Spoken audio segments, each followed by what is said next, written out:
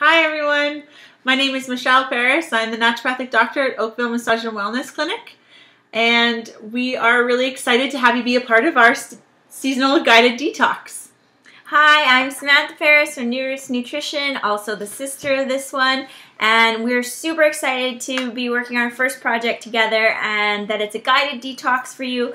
This video is going to give you a little bit of information what to expect during this process and what the meal plan is going to look like, what symptoms you can expect to have, and we hope you really enjoy the process.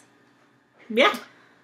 Alright, so I'm going to talk first about why you should detoxify on a seasonal basis. So the theory behind that actually stems from traditional Chinese medicine, and what it's been found is that our bodies have a difficult time transitioning from season to season, so from extreme temperatures, hot to cold and cold to hot. So oftentimes we highly recommend that you detoxify in the spring and fall. You'll notice that during those times that there is a higher incidence of colds and flus because it is difficult for our immune system to transition over. So what we like to do is to help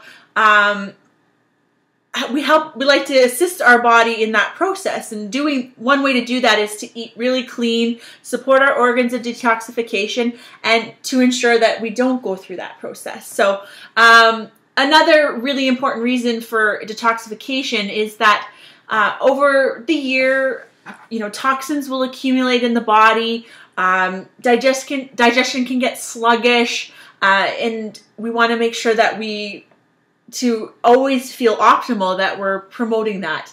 Another reason why I've always loved seasonal detoxification with my patients is that it also helps to get your diet back into balance. Most people will start and they'll eat really clean, especially when they're working with a naturopath or nutritionist. And or New Year's resolutions. Yeah, that's right. And you feel really good. And then life happens, and parties happen, and weekends happen, and slowly your diet starts to go back to the way it used to be, and your poor energy, focus, concentration, digestive issues all slowly come back. So when we encourage people to do 2 detoxes a year, it's almost like you reset the process 2 times a year, and eventually the theory is that you will be in optimal health at the end of that. Yeah. A few other things we wanted to mention is that for the first few days, you might be feeling a little bit worse off. Yes. Go ahead. Oh, you're reminding me? Thank you.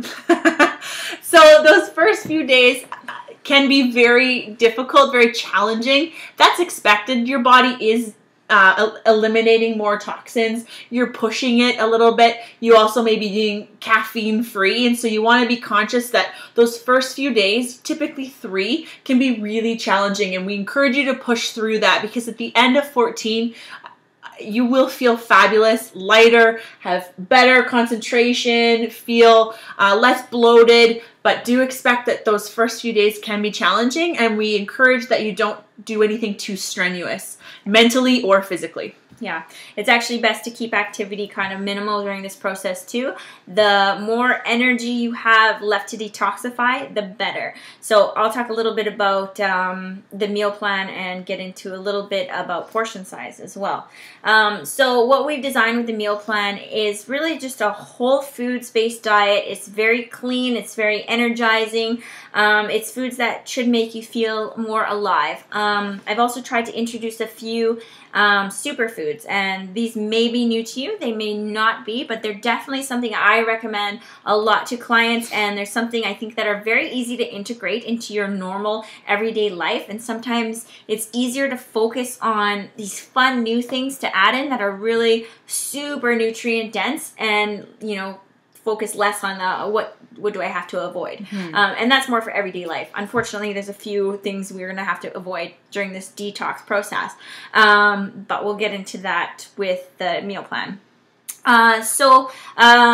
Portion size is also really important. I want to make sure that you understand that not all the recipes in the meal plan are going to be meant for one person. I'm assuming that oftentimes there's families involved, but that gets a little bit difficult when we are cooking for one. I couldn't make the recipes all for one, because then you end up with something like, you know, an eighth of a piece of garlic, and it just doesn't really work out. So I wanted to stress the importance, like, everything we've put in the meal plan is approved by us. If you are finding that it's way too much food, and you have leftovers in your fridge, eat the leftovers before you make something new. That's totally fine. You know, it may adjust things a little bit with your shopping list. I will also say that the snacks in our meal plan, there's a whole bunch of optional snacks. You don't have to eat a snack if you're not hungry. In fact, we don't encourage eating when you're not hungry ever. And we don't want you to eat past the point of 80% full either. Again, that's going to leave you with extra energy for detoxifying.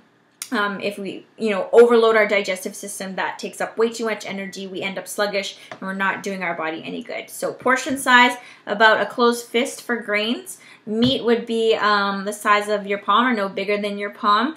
And vegetables are unlimited as long as you're not eating past that point of 80% full, okay? Also, we want you to try and focus on organics. Eating organic during this process is going to help reduce the toxic load on your body. So not only are we eliminating toxins, but we're trying to put less in our body as well. So if you need more information on organics, both of us have actually wrote a joint blog post on this. So on either of our websites, you can find our blog post on going organic, and it tells you which foods are best to eat organic and why.